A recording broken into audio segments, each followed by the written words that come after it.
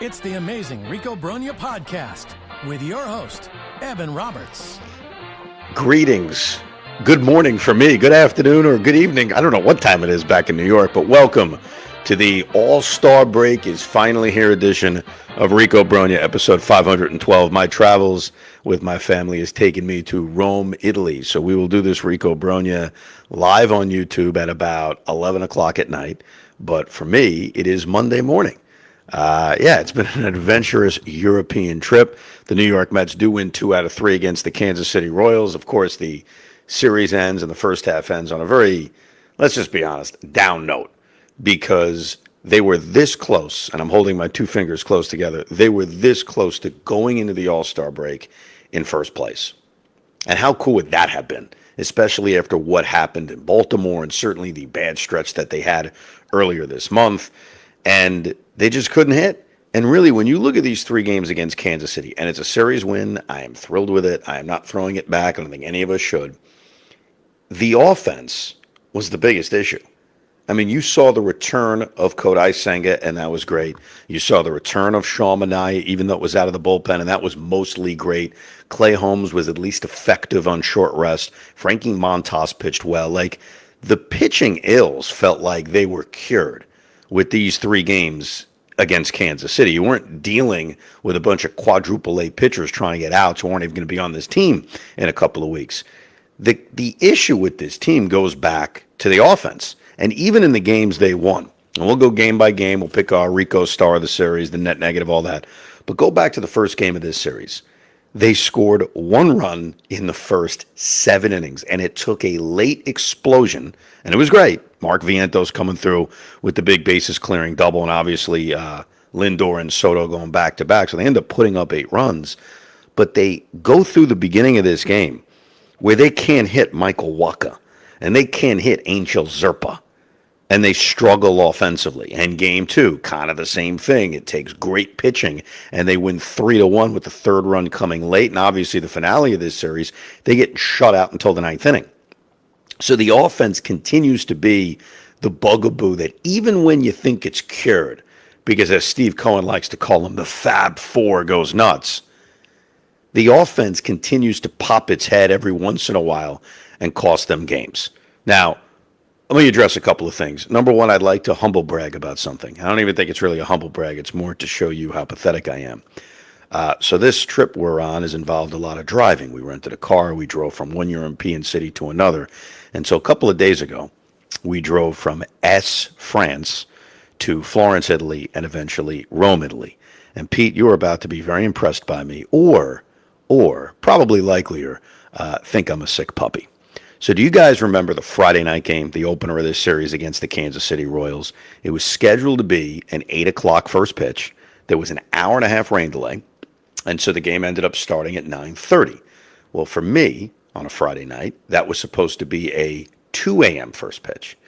That morning, the following morning, Saturday morning, I may have to keep this story on European time so it's not confusing. The game was supposed to start at 2 a.m. We were leaving as France very early in the morning. We were planning on leaving at about 5 a.m. to drive to Florence, Italy, which is about 5 hours away, spend a few hours there, and then eventually go to Rome, Italy, which is another 3 hours away. So we were leaving very early, 5 a.m. But the game starting at 2, it was like, all right, I'll wake up at 2, I'll watch the game, and then boom, we'll be on our way. Game gets delayed by an hour and a half. I start the game at 3:30 live. For you guys, it's 9:30. I watched the first 3 innings of the game. We were up 1-0. Kodai Senga's dancing with trouble. At that point, it's time to go. It's time to go to the car. And I say to my wife, I'm going to try to pull off a world record. I'm going to try to not know the score of the Met game and continue our entire day. And eventually, once we're settled in Rome about 18 hours later, I'll watch the rest of the game. DVRing a game in Europe, a lot easier than DVRing a game in the U.S. because I never had to worry about like the score being spoiled. All I had to do was just not check my phone. So we drove the 5 hours to Florence, saw the David. By the way, the David's very impressive. Kind of a small penis. Just saying. Just kind of jumped out at me. Anyhow, we spend a few hours there, have a nice lunch. We drive to Rome, go out to dinner, some more Italian food, which is unbelievable. I mean, the food in Italy is freaking ridiculous. Unbelievable. My Italian needs some work, but man, the food is great. We got back to our hotel, house, chateau, whatever you want to call it, at about 11 o'clock at night. Still had no idea what happened in the Met game. But the funny part was it's now running into the next game, to the Saturday game, which was locally a 4 o'clock first pitch in New York. So 11 o'clock out here in Italy. So I'm there scoring like a loser the rest of game one, watching us go down 3-1 after Bobby Witt Jr. hits the 2-run home run against Huáscar Brazaban, who has been evicted from the circle of trust. I watched the team obviously explode offensively in the 8th or ninth inning, which was great. And then as soon as the game is over, it's after midnight. I now start the next game. So I had a doubleheader on a Saturday. I had the finale of the final 6 innings of Friday's game and then Saturday's game. So it was my greatest DVR achievement, being able to pull that off, not know what happened, and not miss a pitch. And that's why people think I'm nuts. They're like, oh, enjoy your vacation. I am enjoying my vacation. That was great. Yeah, drove from Ez to Florence to Rome. Didn't think about the Mets. I mean, maybe I thought about them a little bit. I was curious what happened. But then with the downtime, was able to watch the rest of the game. And it was pleasing. I mean, I got to watch the Mets win twice in about an hour and a half. It was like a real doubleheader. Not like the Oriole doubleheader, which was a split doubleheader where you had to wait a few hours. In my case, it was an instant doubleheader. But going back to game one, the one that took me 19 hours to watch, that was Kodai Senga. I mean, he gets into trouble early. The way he escaped that first inning jam was unbelievable. When he put second and third, nobody out with 3, 4, 5 coming up, and then he basically goes to town, throwing that ghost fork to Vinny Pasquantino, and he gets through the first inning.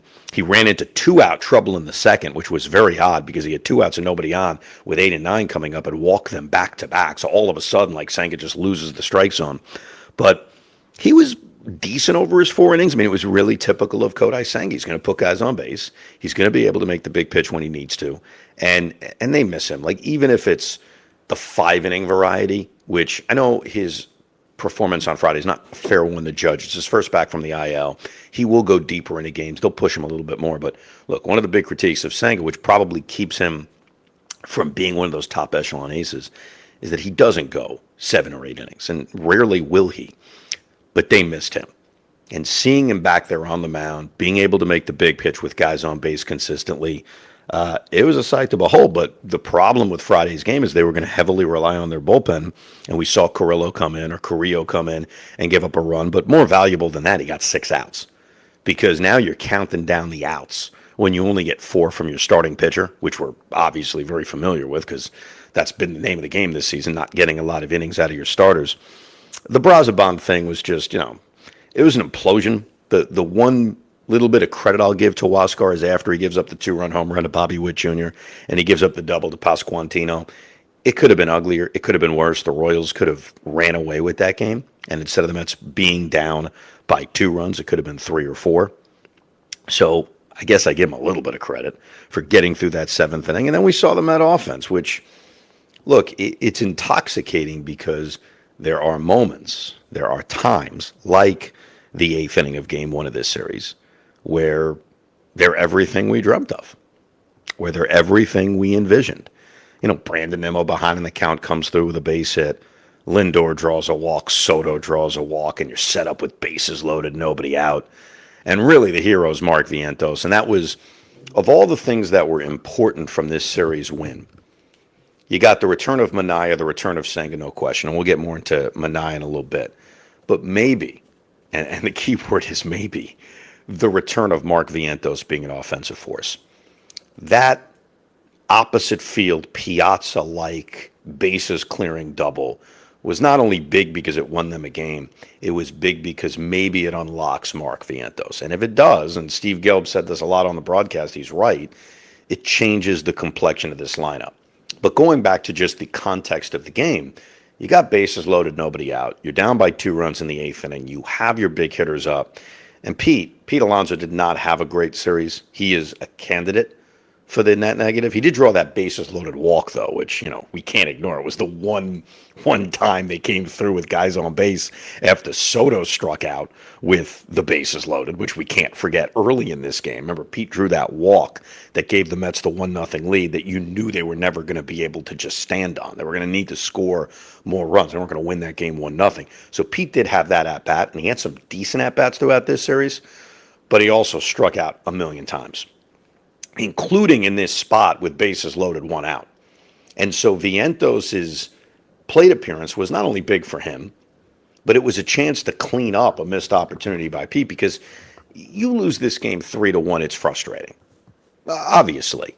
But you lose this game 3-1 after you have bases loaded, nobody out in the 8th inning, and you can't score. That would make it far worse.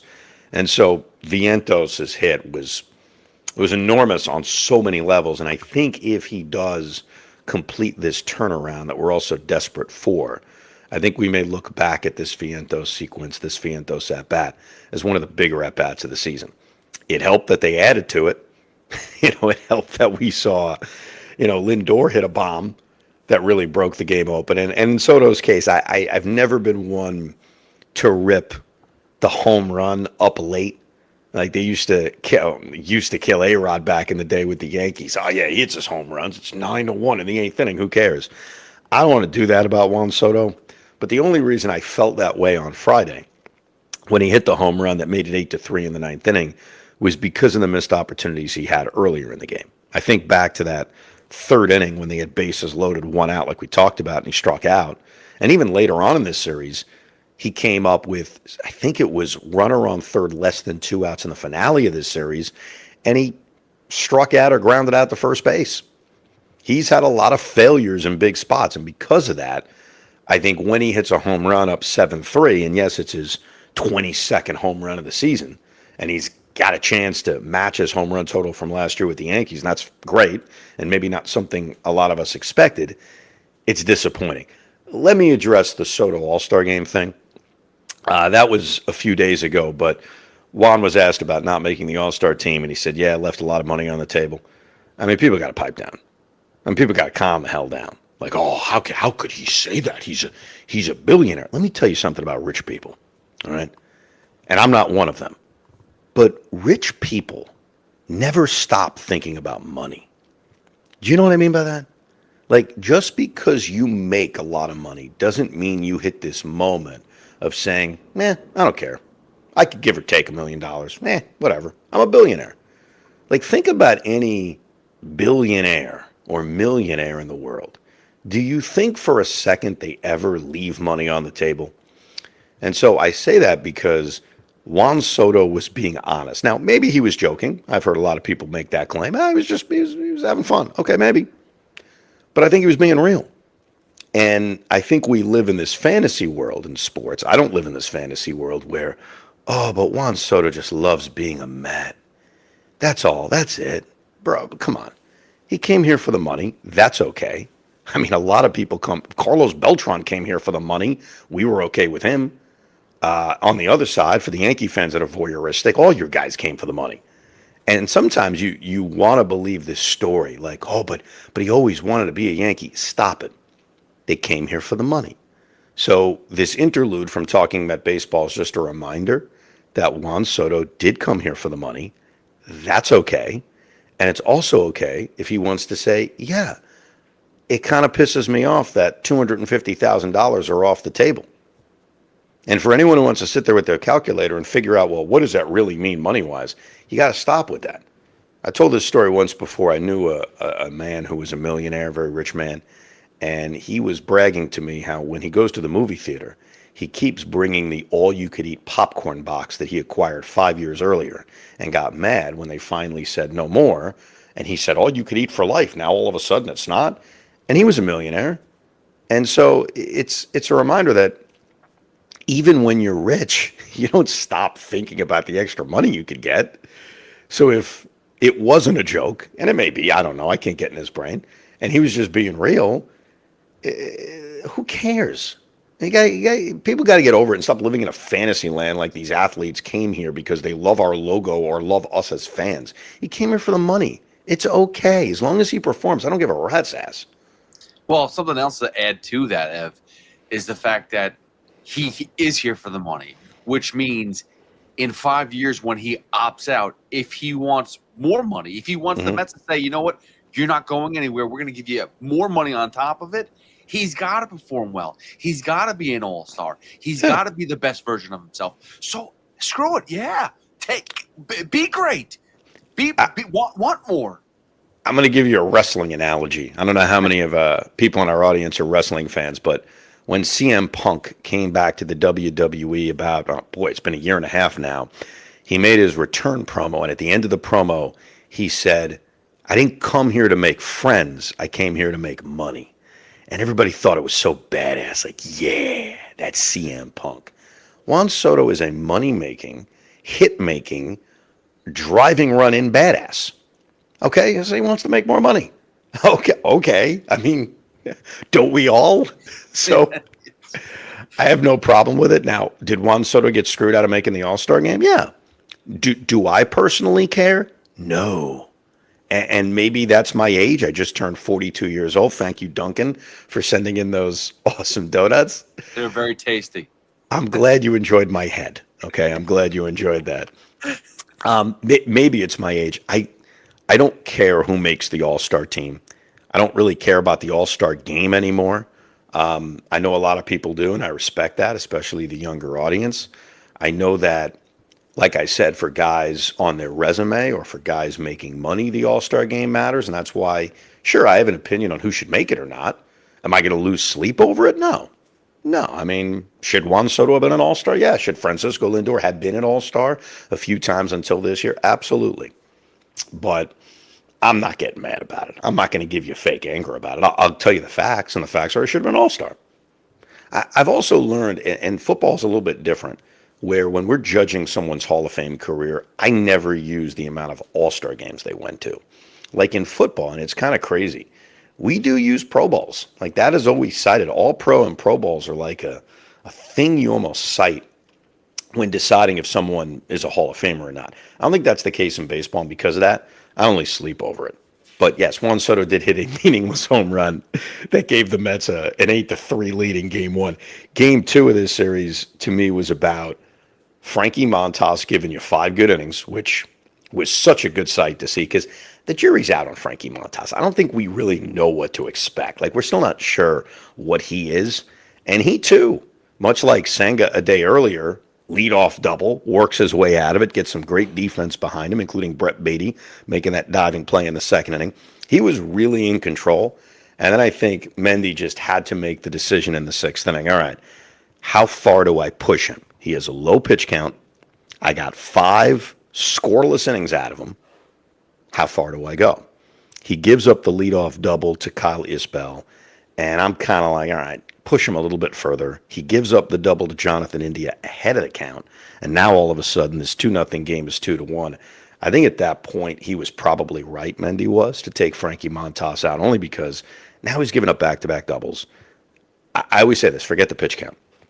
Like, pitch count can be negative both ways. Sometimes we shouldn't fall in love with a low pitch count and say, well, the guy's got to stay in the game, his pitch count's low. No, you got to look at how effective someone is.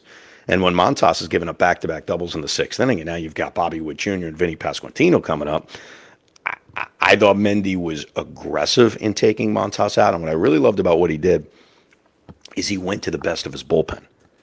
And how many times have I said that? Look, you got the heart of the order coming up. You got the best hitters coming up. Go to some of your best relievers.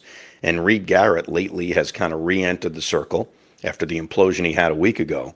And so going to Reed Garrett early in the 6th inning against 2-3-4 with a 2-1 lead, I thought was tremendous. I thought it was the right thing to do. So I commend Mendy, I thought, for the way he managed that 6th inning. He gets the inning out of Reed Garrett. I thought he was going to try to squeeze another inning out of him. Instead, he challenges Chris Davinsky, who's quietly pitched well. And this was his first real opportunity in a big spot with only a 2-1 lead, high leverage spot in the 7th inning. And Davinsky works into trouble. He works out of trouble. He gets through it. And then, this was my favorite Mendy thing. This Game 2 of this series is the Mendy love affair, and then I'll rip him a little bit later, was going to Diaz for the 6-out save. Because when I'm looking down at my scorecard, and at this point, I think I'm almost live. Like I said, I caught up on the game I was 18 hours late for. I started this game an hour late. I'm skipping the commercials. I see the top of the order coming up with a one-run lead. I see that he's used Garrett. He's used Davinsky. Where do you go? Like, you going to Ryan Stanek, or are you going? And I thought with their best hitters coming up, you go to Edwin Diaz. And then you worry about the ninth inning later. But as I'm giving it more thought, I'm like, wait a second, you got the All-Star break coming up on Monday. Why not try to get 6 out of him? Like, why not try to get 6 outs out of him? It sort of made sense. If there's any time you're going to try to do it, and you're Carlos Mendoza, wouldn't this be the moment? And it worked out great. Now, let's address the controversy, because there is controversy. And, of course, that was Bobby Witt Jr. drawing a one-out walk, 2-1 at the time, and then stealing second base. It was, I'll use this word, egregious that the umpires overturned that call. First of all, I like replay. I want to fix bad calls. The millimeter overslide, or the millimeter he slid over the base and his arm slightly came up, to me is not the spirit of replay. If it's egregious, of course, call the guy out. If we're talking about microscopic evidence on a slide in which the guy clearly beats the throw, I don't love it. And with that said, not loving it, I don't think there was nearly enough evidence to overturn that call. And that was a big, big call. Now, do I have confidence that Edwin Diaz, with a runner on second and 1 out, still gets through the 8th inning? I do. But here's the game changer on this. Even if I'm right that Diaz gets through the 8th inning, does he throw too many pitches to where Mendy doesn't bring him back out for the bottom of the 9th inning? It's a fair question. I don't know the answer to that. And if the answer is no, and now Ryan Stanek is trying to save the game, it's a different baseball game. So that was, when you think of the breaks that go your way, the breaks that go against you over the course of a long baseball season, this one definitely jumps out at you as a huge break that the Mets got. Huge. And there's no throwing it back. I'm not throwing it back. I'm just calling it like it is. It was an egregious call. And for that to be overturned, that cannot be overturned. That can't be overturned. You want to call that on the field? Okay. You cannot overturn that call. Did you feel like the Tolbert call from Friday was the same type of call too? I mean, the Witt was more egregious because I could not figure out where he was off the bag. Yeah. No, I think this one was more. The Tolbert one, like, you can see it. You know what I mean? Like, yeah, I go back to my spirit of the rule was I didn't want instant replay to overturn this, but just looking at the actual play, I think Tolbert was out, and so they were probably right to overturn it. In this case, I didn't see it. I didn't see where the umpires could overturn that. Didn't make any sense to me. Right. Well, this is not, and to be honest with you, it's been 3 calls that the Mets have gotten overturned. And now we can go and debate the other one. I think it was the I forget who was it. Was it versus Milwaukee where they got the tag at third or second base? But I don't know. But there's been a lot, to your point. Yeah. And the Mets have gotten all the breaks. But I know this much. If it was reversed though, and the Mets got called out on that, we would be having a conniption fit. No, of course.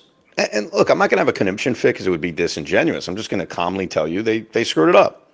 And the Mets got a huge break. And, okay, I mean, what more can we do? Should we offer the win up and say take it back? No, it's baseball. And it sucks, man. Like, if we have a call against us, we'll scream and cry. If we have a call for us, we'll admit it. By the way, it feels like the sun is coming out. For those watching live on YouTube, it is about 5:38 in the morning here in Roma, Italia. But back in New York, it's like 11:40. This is the weirdest part of the time difference. Like, when it's 2 o'clock here where I am and it's 8 a.m. where you are, to me, that's not as weird. It's weirder when it's a different day. To me, Pete's going to go to sleep and have to wake up and produce the midday show tomorrow. My day's already started. That to me is the weirdest part. One quick thing. We will name the Rico star of the series. We will pick our net negative, but remember, you can knock one out of the ballpark and raise the apple with Takara Chuhai, a sparkling cocktail that blends real shochu spirits with the delicious flavors of fruits locally grown in Japan. It's available at Citi Field and Fuji Apple, of course, white peach and lemon. I can't wait to be back at Citi Field. I'll be there for the David Wright retirement ceremony. I spoke to my dad on the phone the other day because I'm coming back on Friday. That's when I'm landing back in New York, like Friday. And my dad says, "Are you sure you're going to be up for going to the game on Saturday? You're not going to be too tired, jet lagged, everything you've done for 2 weeks?" And I said, "Dad, I will walk through fire, not literally, and I will walk into Citi Field half asleep to see David Wright's jersey retired. So don't worry, I'll be there." And speaking of David Wright, coming up on Wednesday, we will give you a David Wright countdown here on the Rico Brogna, where we're going to count down the greatest moments of David Wright's career. So remember to subscribe to the Rico Brogna because you're not going to want to miss that episode. So if you're just someone who listens occasionally, or you check it out on YouTube, or you sometimes download it on Spotify or the Odyssey app or wherever you download your podcasts, subscribe because you don't want to miss every episode. And that'll be a fun one as we go down a little memory lane with David Wright. That should be a lot of fun. Now let's get to the finale of this series. And that was the game that occurred on Sunday afternoon. Another rain delay, which, whatever. I mean, I'm kind of used to it. Aren't we all used to it? It was great to see Sean Manaea back.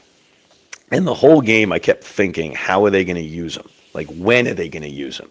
Ron Darling made the point early on. He was right. They're not going to use him in the middle of an inning. They'll probably use more of a high-leverage reliever to get Clay Holmes out of any kind of trouble. Let me start with Clay. This was sort of a typical Clay Holmes performance where 5 innings, 2 runs is fine. And honestly, 5 innings, 2 runs is going to be more than fine with a healthy rotation. If Senga remains in the rotation, if Manaea remains in the rotation, with the way David Peterson has thrown the ball, we'll see about Montas, who had a good outing. 5 innings, 2 runs is going to be okay because now you're viewing Clay Holmes more as a middle to back of the rotation arm as opposed to a guy that you're relying on as a top of the rotation arm. So I thought he was fine. He made the big pitch when he needed to, got double plays against Bobby Witt Jr. in 2 different innings, in the first and third inning. I thought the second inning, the inning that kind of did him in, was his roughest, and he was bailed out because Luis Angel Acuna made one hell of a diving play on a ball that should have been a base hit. But he was able to get through it and then settle in after that. The problem wasn't Clay Holmes. The problem was the Met offense did tick until the 9th inning of this game. And they had opportunities. And I was killing Soto a little bit earlier. Let me get back to that. Mark Vientos, who had 2 more hits in this game, so definitely red hot, hits a triple off the wall in which Caglianone just kind of botched it completely. You have a runner on third and less than 2 outs. It's the top of the first inning. If you're Juan Soto, can you drive that run in? And it's amazing to me because I think it was on the Friday broadcast. They gave Soto stats with a runner on third and less than 2 outs and how good they are. I was floored by that. I've been watching this team all year long. Did anybody on the top of their mind think Juan Soto's been really productive getting runs in with runners on third and less than 2 outs? Hasn't felt that way. And he hit that little ground ball to shortstop, and that was a killer. And you knew Pete wasn't going to get a chance to hit because I think managers are realizing, even in this slump where Alonso's average is dropping, you're still better off going after whoever is behind him. In this case, it was Brandon Nimmo. And credit to Noah Cameron. Noah Cameron threw a hell of a game, and he ended up striking out 8 guys, worked his way out of trouble when he got himself into trouble. Second inning, Mets got a leadoff man on, got through it. 1 out hit in the third inning, got through it. They had 2 on and 1 out in the fourth inning, got through it. Felt like he got stronger as the game went on. Got a huge double play against Luis Torrens later on in the game. It was a really good performance by Noah Cameron. As far as the lineup was concerned, I think, look, if Francisco Lindor is cool with bumping between 1 and 2, then I guess it's fine because the Lindor change to the 2 spot was more about the team slumping and trying to spark the offense than anything else. And I remember last year when they moved Lindor to the leadoff spot, that was his one almost prerequisite, which is, all right, if you're going to make me the leadoff hitter, just make me the leadoff hitter. Just hit Brandon Nimmo leadoff. Like, if you want Lindor to bat second against right-handed starters, which is what he's done over the last few weeks, then stop getting cute with it. I get it. Marte's out. Vientos doesn't really fit as a leadoff hitter. I'm not suggesting that. But I am suggesting just keeping Brandon Nimmo in the leadoff spot. Because even when he isn't productive, even when he isn't walking a ton of times, he's still giving you quality at-bats. And you're not messing with the order too much. So when I saw that lineup, it was just like, you know what, just stick with Nimmo. Just have him lead off. It ain't that big of a deal. But that's not why they lost this game, though Lindor did go 0 for 5, so maybe it is why they lost this game. If you want to connect Lindor leading off with the 0 for 5, which I don't know if you can actually do, but sure, why not? This was everybody. This was, I think, what's going to keep us up at night about this team going into the second half of the year, which is their offense. Like, it is so inconsistent. And when they explode, it's great. And Steve Cohen goes on Twitter and says, see, what are you worried about? What am I worried about? All year long, this offense is all underachieved. That's what we're worried about. They go through 7 innings at a time where they don't hit. That's what we're worried about. Like, are there moments when they explode? Sure. And it's great. It's fantastic. But then you've got games like Sunday where they go scoreless into the 9th inning. I love that they rallied, though. You know, you're down 2-0 in the 9th inning with Carlos Estevez on the mound. Did I think they were going to come back with the bottom of the order coming up? No. Mauricio hits that double, which was mostly misplayed by Nick Lofton, the left fielder. And then Jeff McNeil just missed a game-tying 2-run homer. It turned out not to matter because he scores on the sacrifice fly 2 batters later. But Jeff McNeil, credit to him. He's had some big at-bats lately. And I've killed him before on the Rico for never coming through. He's come through a lot lately. I mean, that was essentially a game-tying 2-run home run. Luckily, after Brett Beatty grounded out, we did get to see, of all people, Jared Young come through with the first pitch sacrifice fly to tie the game up. And I felt after they tied the game that it was a no-brainer to keep Manaea in. I want to start there because Manaea at that point had pitched 3 scoreless innings. And he really looked locked in that 7th inning when he struck out 3 guys in a row. And even in the 8th inning when he put himself into trouble. Think about how he put himself into trouble. There was a bunt by Kyle Isbell that Manaea just couldn't field. He gets a foul pop-up, a strikeout, a base hit to Pasquantino, clean base hit, no excuse there. And then gets Maikel Garcia on the first pitch to pop up. It's not like he was wild and lucky. So he had himself a pretty good 8th inning. He'd thrown 3 scoreless innings. The Met bullpen was going to be lacking availability, especially Diaz, because of the 6-out save he got the night before. So with the bottom half of the order coming up, it wasn't even a thought to take Sean Manaea out. And what did him in, I mean, the moment of this game that he will regret was you're facing a light-hitting Tyler Tolbert, who is there for his speed and is there for his defense, and you give up a base hit to right field. And that was a killer because you knew what was coming next. As good as the Mets are at shutting down run games, you knew he was going to run. And even when you're good at shutting down a run game, there's still a better chance that guy steals second base than not. And now you put yourself in a spot where a bloop can cost you, gets ahead of Nick Lofton, base hit the left field, good night, take the lights out. And not mad at Mendy for that at all because where did you want to go? For anybody out there who's like, nah, Manaea, take him out. 3 scoreless, get him out of the game. He's not used to pitching into a tie game in the 9th inning. Stop. Where you want to go? You want to go to Ryan Stanek? You want to go to Brandon Waddell? You want to go to Dickie Lovelady? Like, where the hell do you want to go?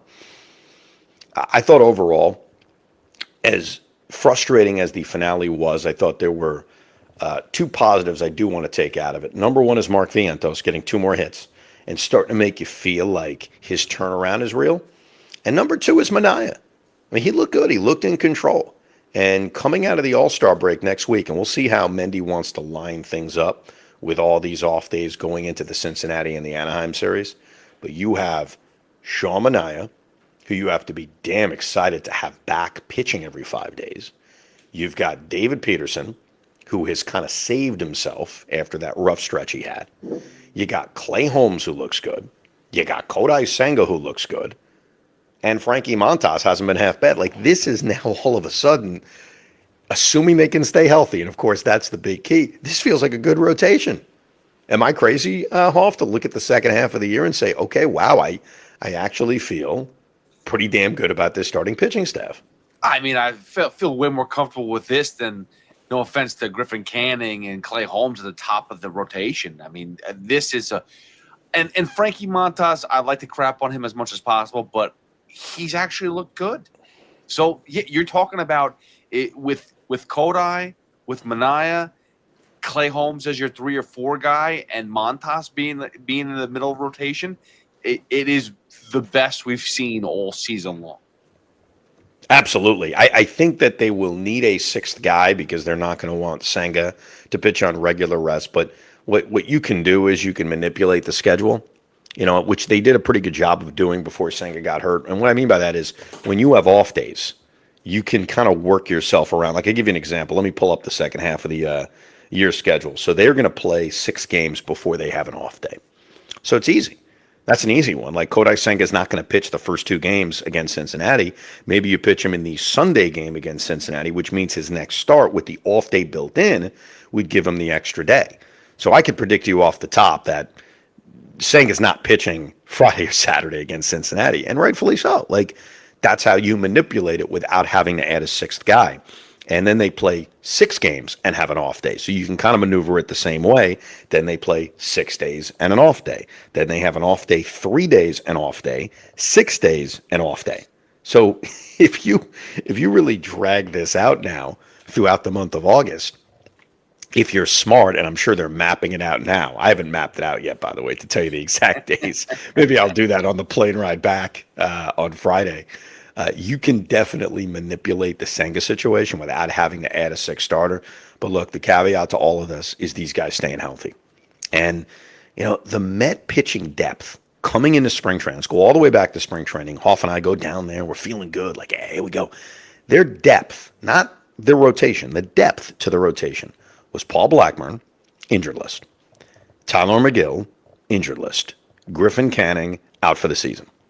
Those are their 3 depth guys. Those are the guys we were talking about as 6, 7, and 8 in the Met rotation. And at times, all 3 of those guys, really 2 of them, McGill and Canning, contributed and did a pretty good job in the first half of the season leading up to where the Mets are right now, which is sitting there a half game out of first place in a wild card spot. But the problem is, as we enter the second half of the year, Canning obviously is out. McGill, we hear nothing about. Same thing with Blackburn. So their pitching depth really took a hit, and they also went the entire first half of the year without going to any of their real prospects outside of Blade Tidwell. I would assume and hope that if they need depth in the second half of the season, the pitching prospects will be more of a factor than they were in the first half of the season. The other thing we have to look towards in the second half, and I'm going to make you a prediction, Francisco Alvarez will be back for Friday night's game against Cincinnati. Look, he was sent down for his defense. Let's make that clear. So I can sit here and cite all his offensive numbers until the, I forget what the phrase is, until the cows come home. Yeah, I could cite his offensive numbers till the cows come home. It's irrelevant. They sent him down for his defense. But there's 2 things to keep in mind. Number 1, they're getting nothing offensively out of the catcher's position. So when they sent Alvarez down, which I was against, the reason I was against it is because sure, it could benefit him to be in the minors if you want to argue that, but the Mets at the majors aren't as good. Same thing with when they sent Acuna down. You want him to play every day, fine, I can't argue it. Are they better with him on the roster? Yes, and guess what? They called him back up because they realized, hey, if we want to win games, this guy plays good defense, this guy can steal bases, we're better with him on the roster. They are going to realize with Alvarez, despite his foibles, they're better with him on the roster. And so I think he'll be back for Friday. I do. How they're going to divvy the playing time, not sure. Maybe it'll be 70-30 Alvarez. We'll see. But he's hit enough down there. Mendy's already saying, yeah, his defense looks good down there. We don't even know that. we don't see that unless you're sitting there watching Syracuse every day.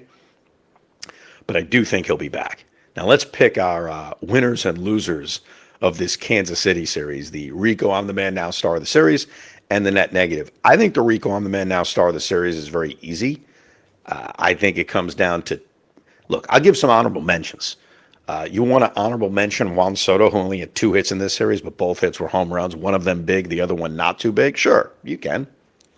Want to honorable mention Edwin Diaz for his 6-out save? Absolutely. I'd even honorable mention Reed Garrett or any of the starting pitchers that you want. But to me, and I got to check my records because, Pete, I think this is going to be his first win this season of the Rico I'm the Man Now star of the series, but doesn't it have to be Mark Vientos?